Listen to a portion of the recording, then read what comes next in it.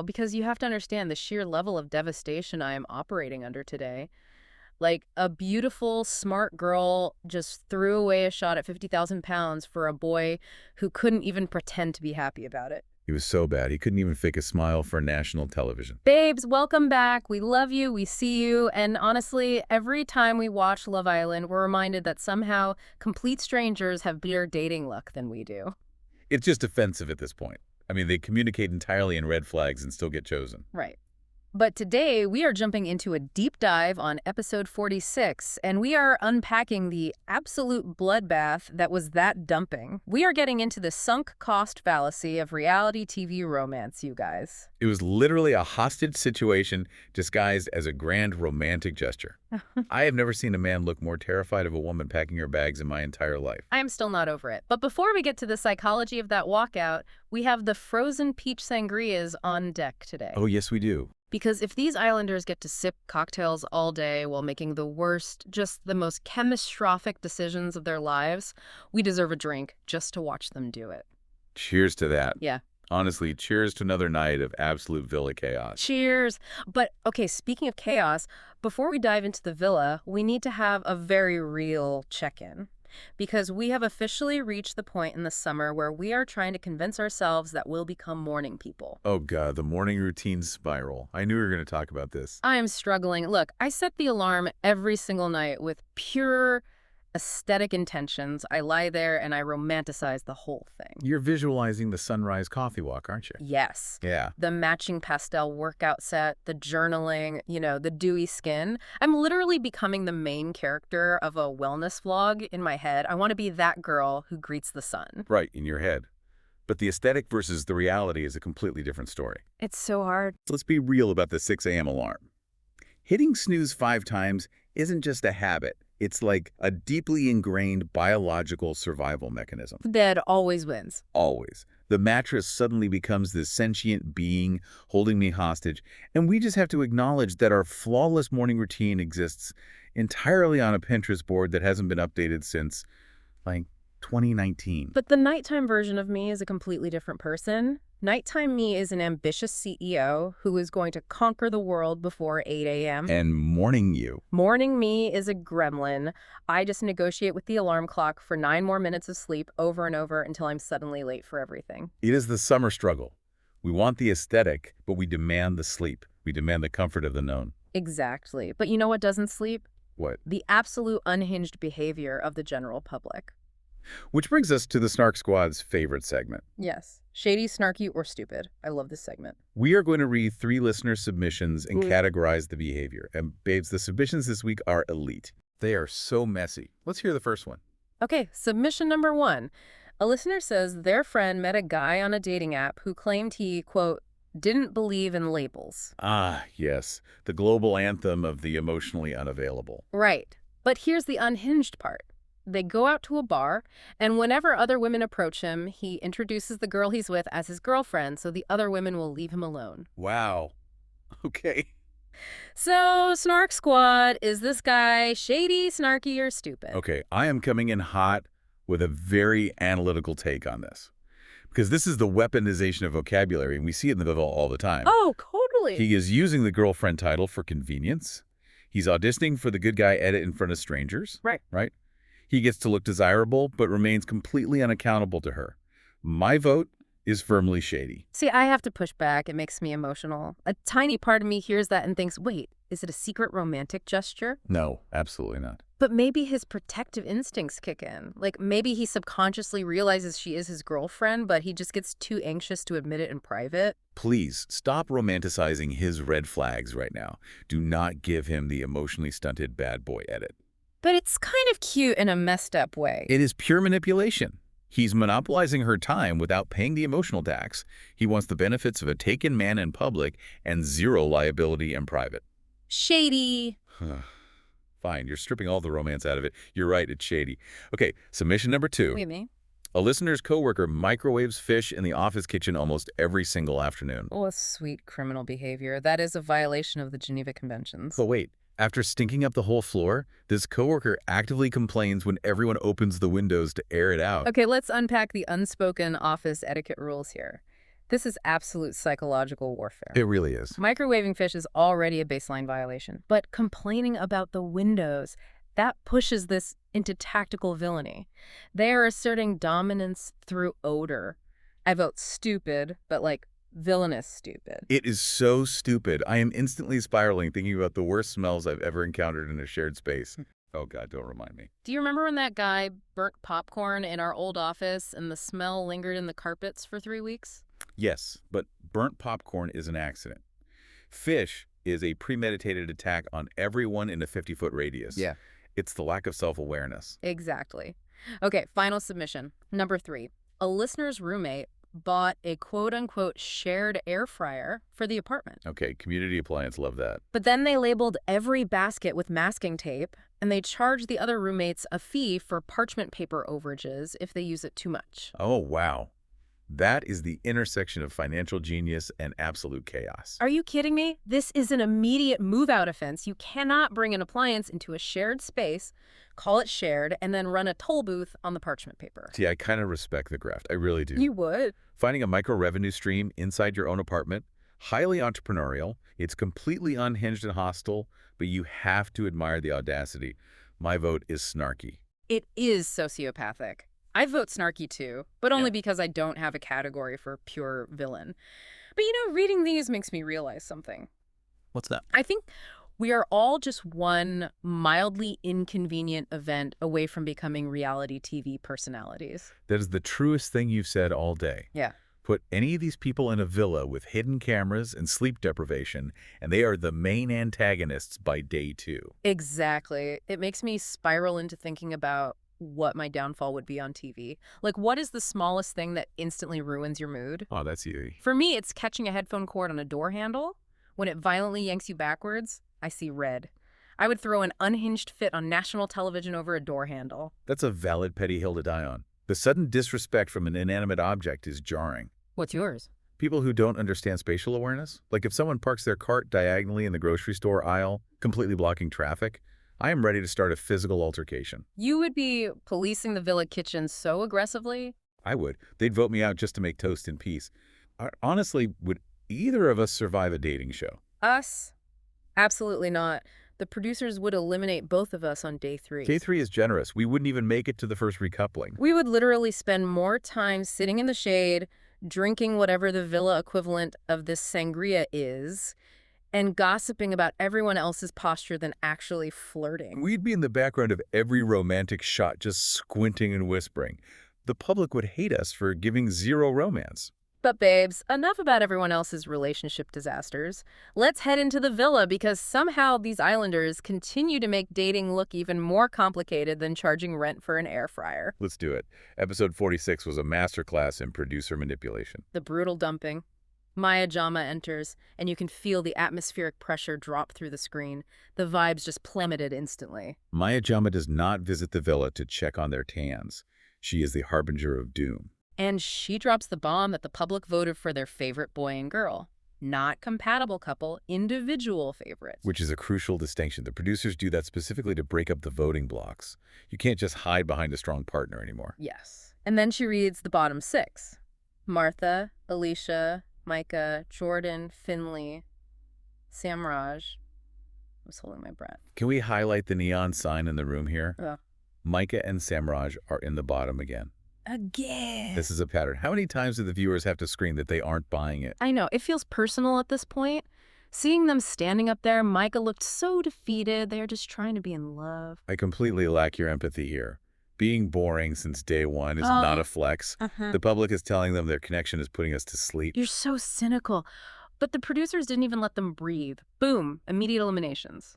Alicia and Jordan dumped on the spot. Which was necessary for oxygen preservation in the villa. Jordan gave us absolutely nothing. He was basically silent patio furniture. True, but Alicia getting the boot right after causing all the Finley drama. Poetic cinema. She did her job as a bombshell. She detonated Ellie and Finley's relationship, proved his head could turn, and then the British public escorted her out. Reality TV perfection. It was so abrupt, but it set up the deliberation station. The safe islanders had to choose one boy and one girl to dump out of the remaining 4. The psychology of groupthink here is fascinating. Everyone turns into an amateur philosopher weighing love against public opinion. And Mica volunteers. She literally steps up with tears in her eyes and says, "Just send me home. My journey is done if Samraj leaves." I thought that was so sweet and hopeful. She actually has a connection with him. Oh, my naive friend. Let me push back on this aggressively. Mica is highly aware of the show's metadata. No! She was crying. Tears are the currency of strategy. She knows they've been in the bottom 3 times. She is trying to self-produce a graceful exit before the public can technically fire her. I refuse to believe she was calculating that. She panicked at the thought of sleeping in that bed without him. It's a defensive maneuver for her brand deals, I promise you. But let's look at who actually used logic during that deliberation. Julia. Julia was the only one functioning with a prefrontal cortex. She stood against the whole villa. She did. She pointed out the massive flaw. Everyone wanted to save Mica and Samraj because they are a, quote-unquote, strong couple. But Julia points out that if they punish Ellie, who is safe, to save Mica and Samraj, who are constantly in the bottom, it makes 0 sense. She basically said, let me explain the math to you people. We are saving the people the public hates to punish the person they like. Brilliant. But no one listened to her. They were caught in this toxic positivity bubble, so they vote to dump Finley and Martha. Which leads to the centerpiece of the drama, the walkout. The walkout. I am unwell. Ellie decides she cannot continue without Finley and voluntarily quits. Lorenzo is begging her to sleep on it. And we need to talk about Finley's reaction, or lack thereof. It was the most awkward television. He was so cold and stiff. He looked like a man who just got drafted into a war he thought he dodged. Exactly. He didn't look relieved his girl was coming with him. He looked like a man who realized he has to pretend to be a boyfriend at the baggage claim. He was completely trapped. He couldn't reject her sacrifice without becoming the most hated villain in the UK. Finley was eyeing a lad's holiday with the DJ entourage on the flight home, let's be real, and Ellie ruined it. He is visibly annoyed. Like a delayed train. And I'm mourning Ellie losing all her aura points, minus 10,000 aura points for her. Deep in the negative, aura debt. She survived Casa Amor. She survived the Alicia bombshell where he humiliated her. And then she throws away her journey for a man who looked at her like an inconvenience. It's a textbook sunk cost fallacy. She invested so much trauma into fixing him that she couldn't walk away empty-handed. She let her desperation override her logic. It is so frustrating, and the aftermath in the changing room was just as delusional. Martha is crying, feeling guilty. And Yasmin. Let's talk about Yasmin's massive lie. Yasmin tells Martha, quote, "You're the definition of the show. It doesn't matter what the public think." I was screaming at my TV. That is the biggest lie ever told in Mallorca. Babes, it only matters what the public thinks. You are on a reality show. They try to build this utopian society inside a panopticon. It's wild. And then Simba and Angelista's tears over Ellie leaving. Oh, please unpack the psychology of this because I rolled my eyes so hard. Angelista is devastated because Ellie was her rock through all the drama Simba caused. And now Simba is awkwardly rubbing her back, comforting her, completely ignoring that he is the reason she needed a support system. The lack of self-awareness is staggering. He's playing the comforting boyfriend while dodging accountability for his past actions. It's incredible. And just when they get a minute to breathe, the producers hit them with a couple goals challenge. Weaponized metadata from the app.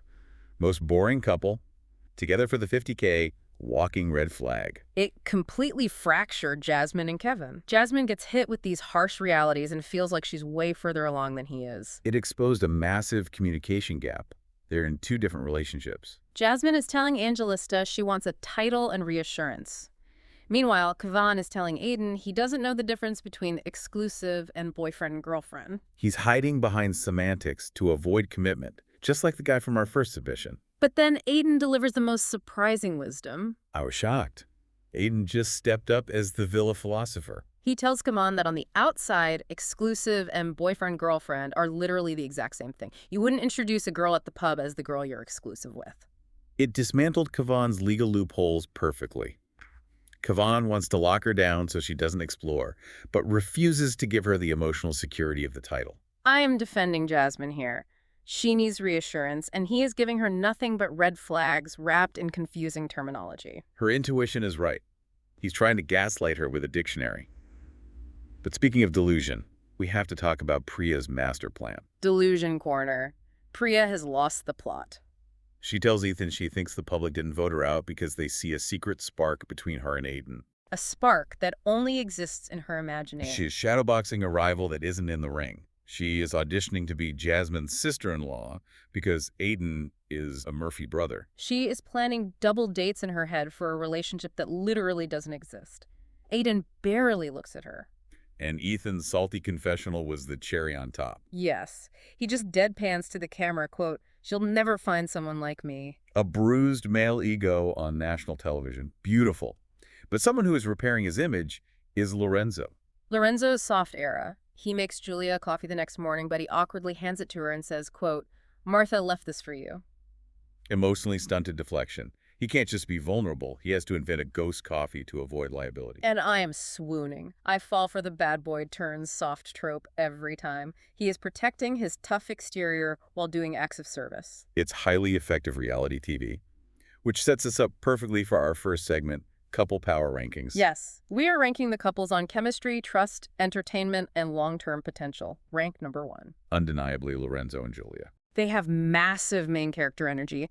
Julia runs her mouth and states the logical truth, and Lorenzo acts like he hates everyone but makes her ghost coffees. High entertainment, surprising trust. They have a symbiotic survival strategy. Rank number 2 is Aiden and Yasmin. They're flying completely under the radar. Stealth strategy, solid chemistry, low drama. They're letting the others self-destruct. Smart. Okay, rank number 3, Jasmine and Kavan. The chemistry is there, but the trust and long-term potential are actively dying. He's dodging commitment like it's his job. If they don't fix the communication gap, they'll crash. And rank number 4, dead last, Mica and Samraj. Defending this with objective data. The public hates them. They've been in the bottom 3 times. And their only excuse is that they've been together since day 1. Being boring since day 1 isn't a flex. The stress of being universally disliked is going to crack them. All right, segment 2, text message of doom. Breaking down the biggest twist, which was Ellie's walkout. Who handled it best? We agree on this. Lorenzo. He was a phenomenal friend. He told her to sleep on it, held her accountable, and tried to stop the train. But who completely spiraled? Defend your pick. My pick is Ellie. She let her emotions completely override her logic and tanked her shot at the finals for a guy who doesn't want her. She threw away her platform. I disagree entirely. She marched confidently off a cliff. My pick is Finley.